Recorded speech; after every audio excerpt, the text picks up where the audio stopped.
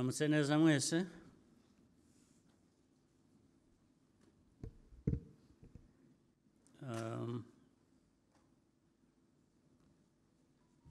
Leaders of our nation's highest institutions, members of the diplomatic corps, other guests who are here with us from different parts of the world, friends of Rwanda, fellow citizens.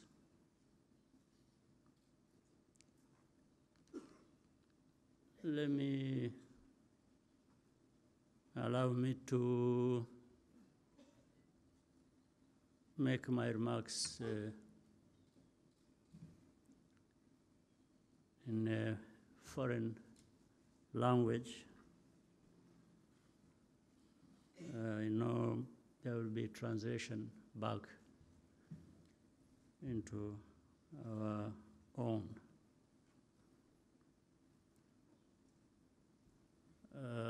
First of all, it is very difficult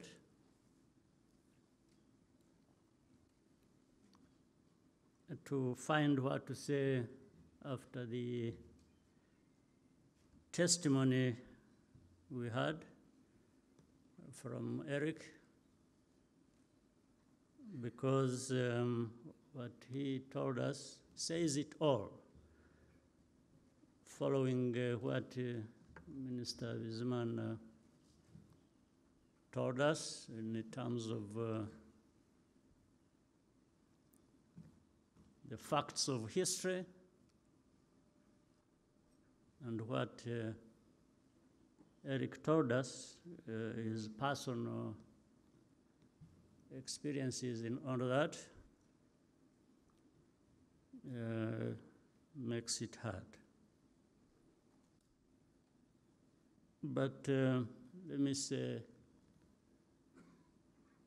from the facts presented to us by Bizimana, and from the personal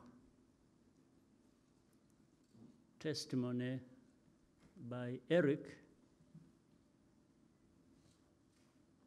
the truth of the matter is what has always been said.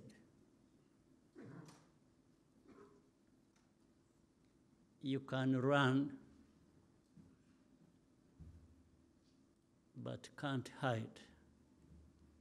There's no hiding place for you from these very facts of our history.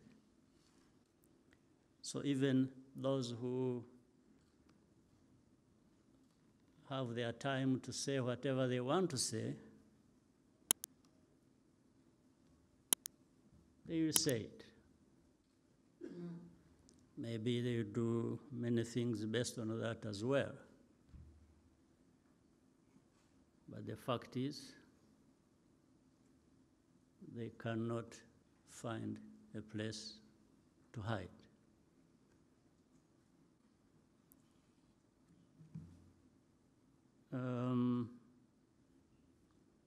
Also,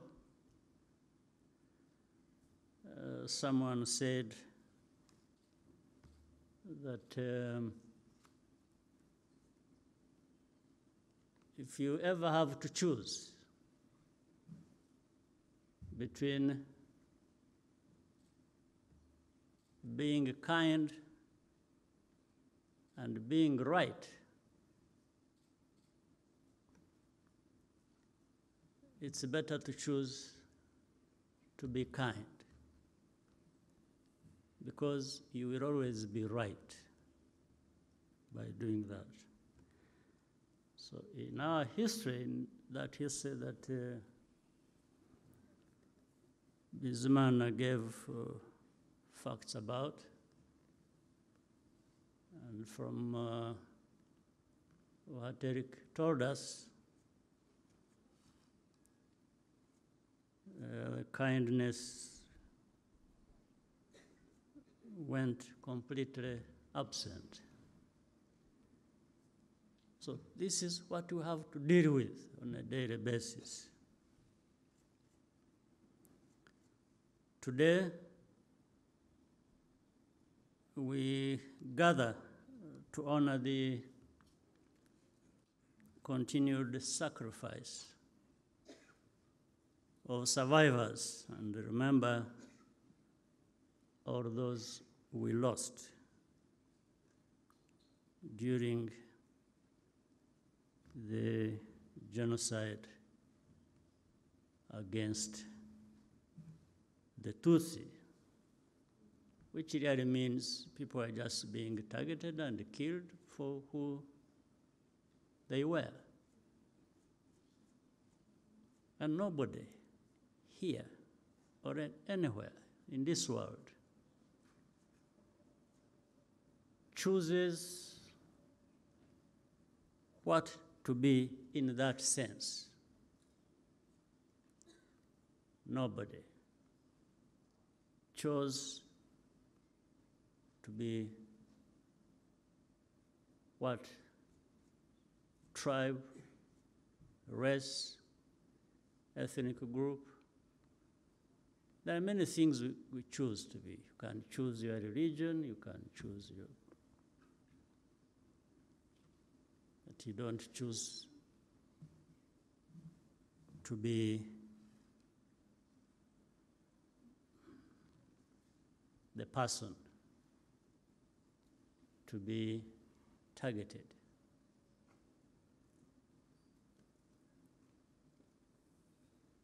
In fact, even those who targeted them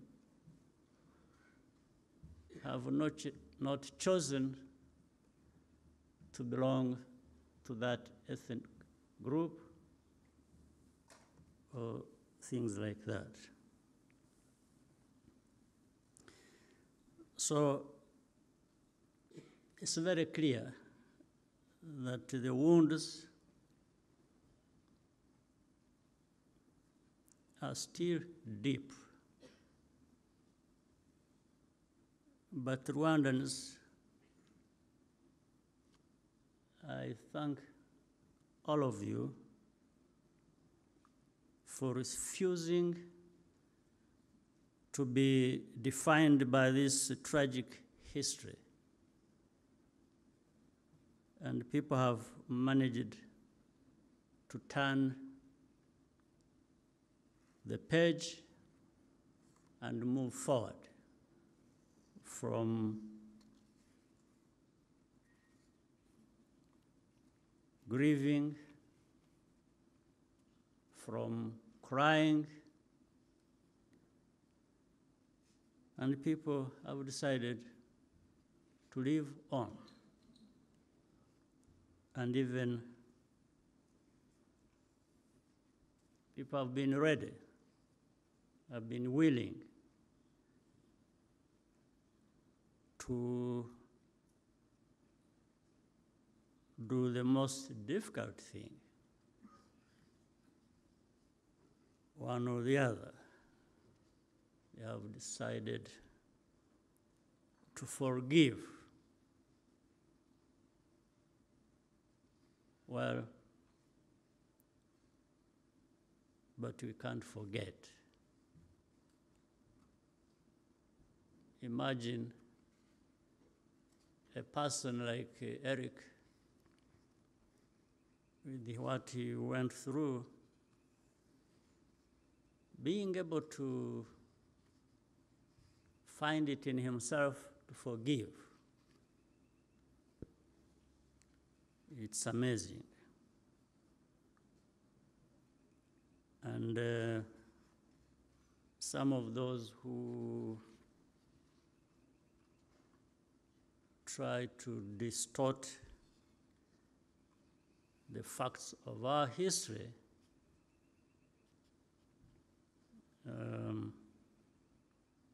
it's just because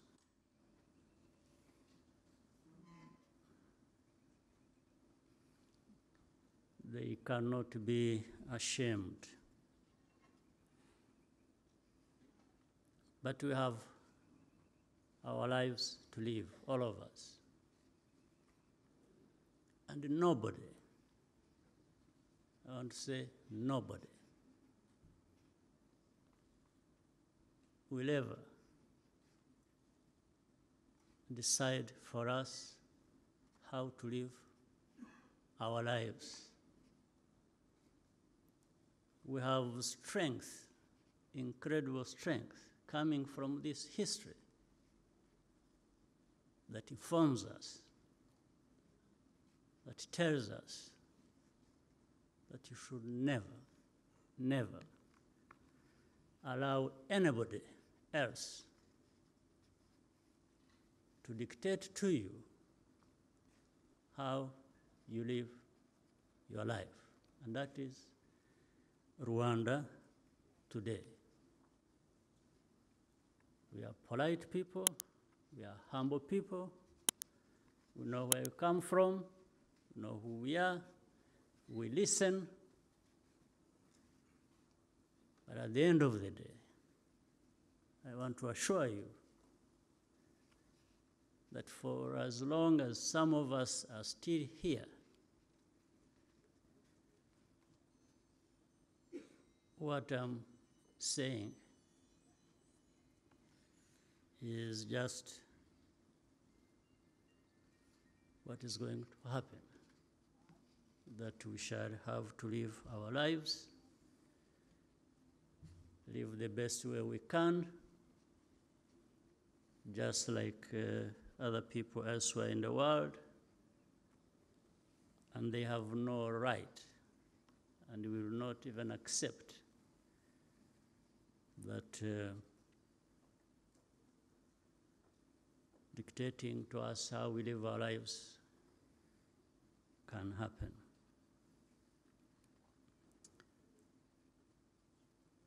So Rwanda has transformed itself. Unity, being together, is the foundation of everything we try to do.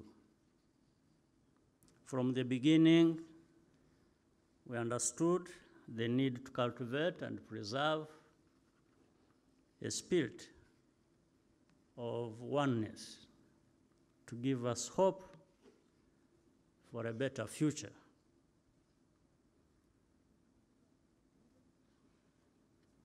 We cannot, however, ignore the fact that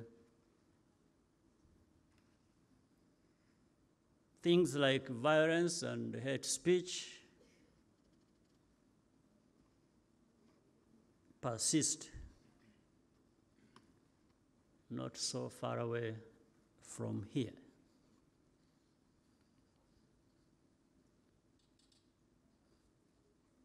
Much as it does so, you can also see the same indifference today as we saw in 1994.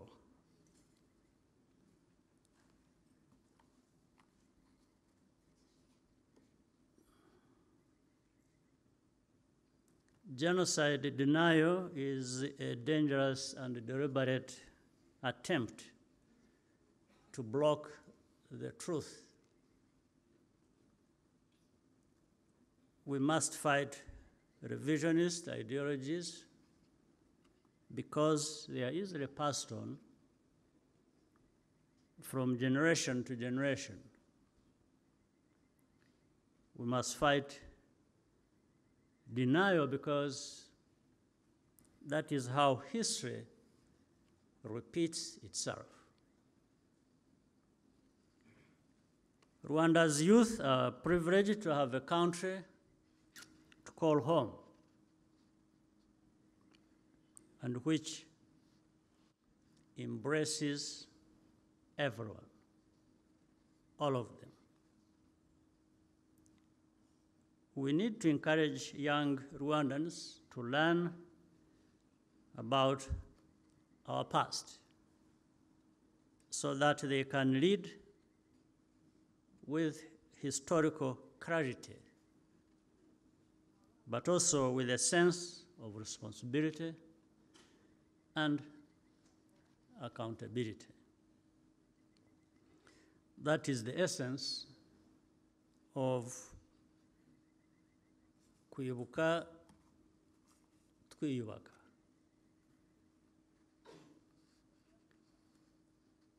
Rwandans will not accept any attempt to divide us.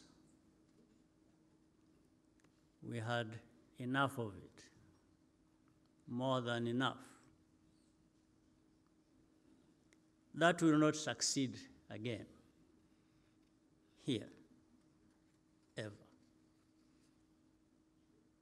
This underscores the need to find solutions within ourselves,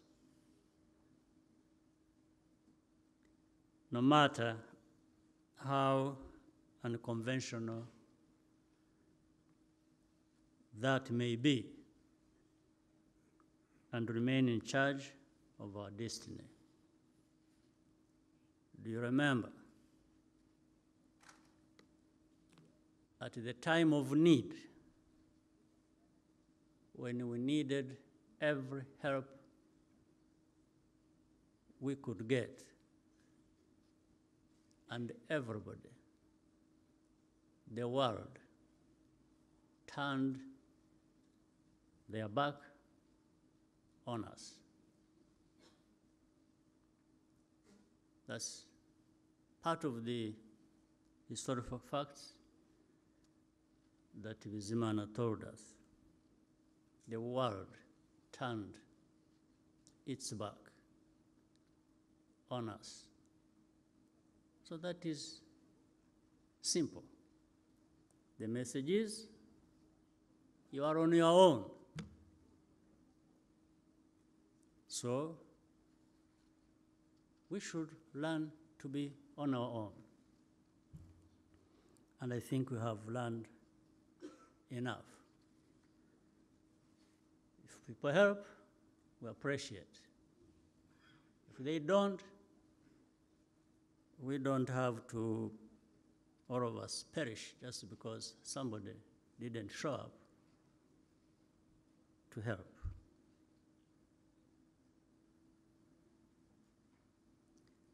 Therefore, the most important lesson our country has learned is to transform challenges into opportunities.